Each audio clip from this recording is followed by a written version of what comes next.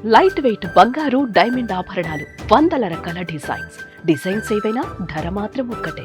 భైరవం. అందరికి నమస్కారం.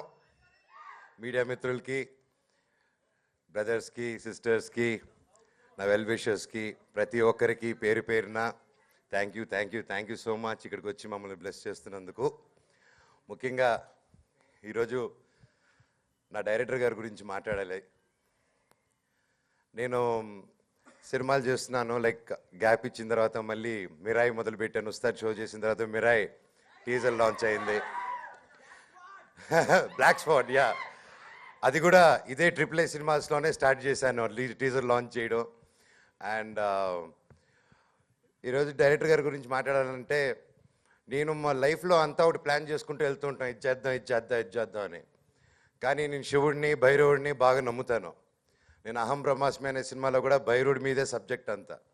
ఆ సినిమా డిలే అవ్వడం, సరే మిరాయి అనే సినిమా చేయడం, మిరాయి ఏప్రిల్లో రిలీజ్ అవుతుంది, ఏం చేద్దాం, ఓకే, ఈలోగా మెల్లగా షూటింగ్ అది వేరే స్కేల్లో వెళ్తుంది ఆ మూవీ.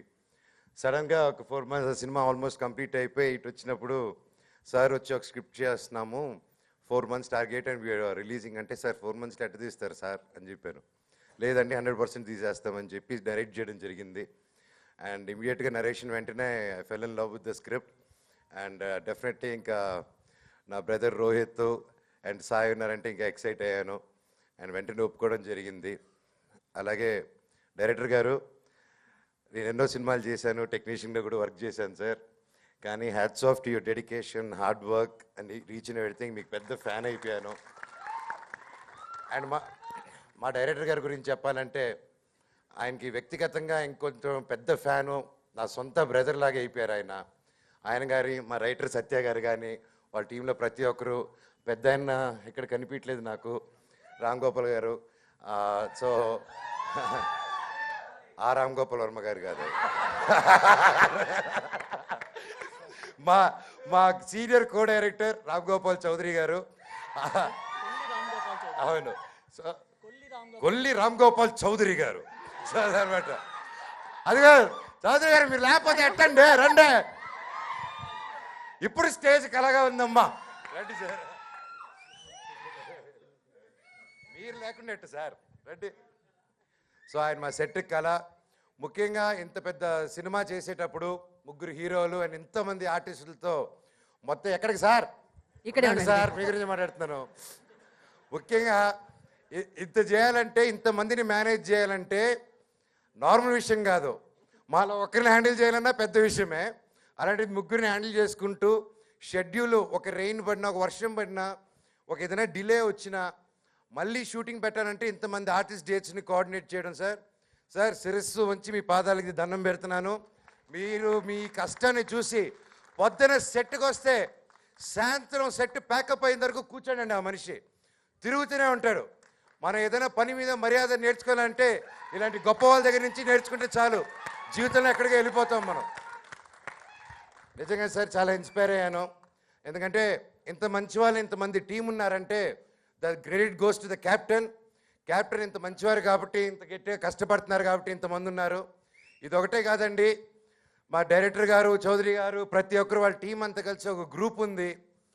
వీళ్ళు సినిమాలు రాకముందు నుంచే, వాళ్ళ కష్టాలు పడే టైం నుంచే, వాళ్ళు 10 రూపాయలు వాళ్ళ దగ్గర ఉంటే 8 రూపాయలు సమాజానికి పెడతారండి ఆయన వాళ్ళ టీము. ఇంత గొప్ప మనుషుల్లో నేను పనిచేయడం నా అదృష్టం అది. అండ్ అలాగే రాధామోహన్ గారు సార్, ఐఎమ్ రియలీ హ్యాపీ. మీరు శ్రీధర్ గారు అయితే లండన్లో ఉన్న నా బెస్ట్ ఫ్రెండ్స్, చెన్నైలో ఉన్న నా బెస్ట్ ఫ్రెండ్స్, మొత్తం స్లీపర్ సెల్స్ అందరితో కాల్స్ చేయించారు నాకు. So really thank you sir, blessed. And సార్ని చూస్తే నిజంగా ఆ సాయిబాబాలో ఉన్న శాంతం అంతా సార్లోనే కనిపిస్తూ ఉంటుంది.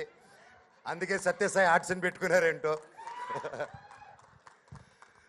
సో ఎప్పుడైనా జోక్ చేస్తూ ఉంటాను, ఇప్పుడు తమ్ముడు కానీ, ఇంక సెట్లు ఎవరు కానీ, నేను కానీ ఎవరైనా లేట్ వస్తే, సార్ లేట్ వచ్చిన 10% కట్ చేయండి సార్, మిగతా ఇద్దరికి 5% ఇచ్చేసేయండి సార్, మాకు నేర్పిస్తూ ఉంటాం. సో సరదాగా ఉంటుంది. ఈరోజు అలాగే అది తర్వాత చెప్తాను. నా తమ్ముడు Sai, he's a Complan boy.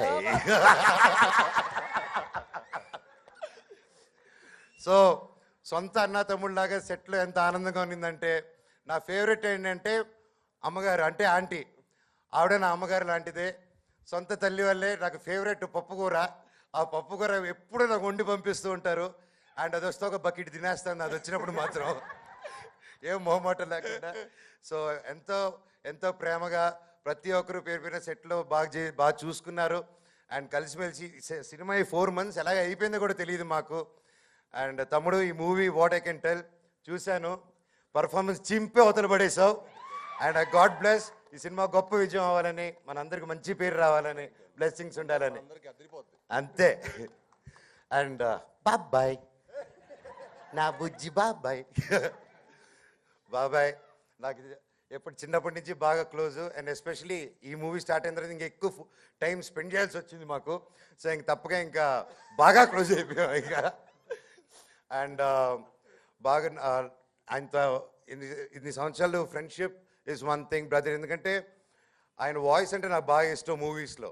Especially ఇది మా ఒక స్టోరీ చెప్పాలి మీకు. ఒక్కడి మిగిలాడన్న చిత్రం నేను చేసినప్పుడు ఆ డైరెక్టర్ అజయ్ గారు కూడా ఇక్కడే ఉన్నారు. Thank you sir for coming. And ఆ సినిమా చేసేటప్పుడు ఒక వాయిస్ కావాలి, వాయిస్ ఓవర్కి. ఎవరు చెప్తే బాగుంటుంది, ఇట్స్ సీరియస్ ఫిలిం, ఒక సమాజం ప్రాబ్లం గురించి చెప్పాలన్నప్పుడు, ఉండండి సార్ నా మిత్రుడు ఒకడు ఉన్నాడు, ఫోన్ చేసి ట్రై చేస్తానని. అప్పుడు బాబాయ్ నా సినిమాకు వాయిస్ ఓవర్ వెళ్ళని.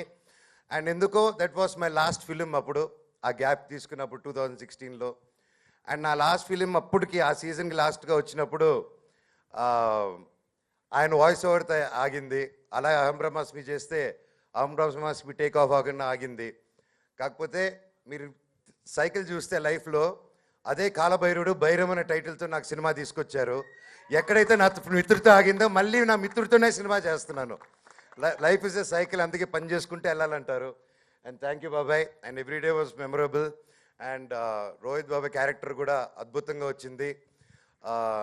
నారా ఫ్యామిలీతో స్టెప్ వేసినందుకు నాకు చాలా హ్యాపీగా ఉంది. మామూలు డ్యాన్సులు ఫైట్లు చేసుకోలేదు. అండ్ అదితి మచ్చా కలికిట్టే ఓ డాన్స్ దుమ్ములేవి. She's a singer also and dancer also. So super.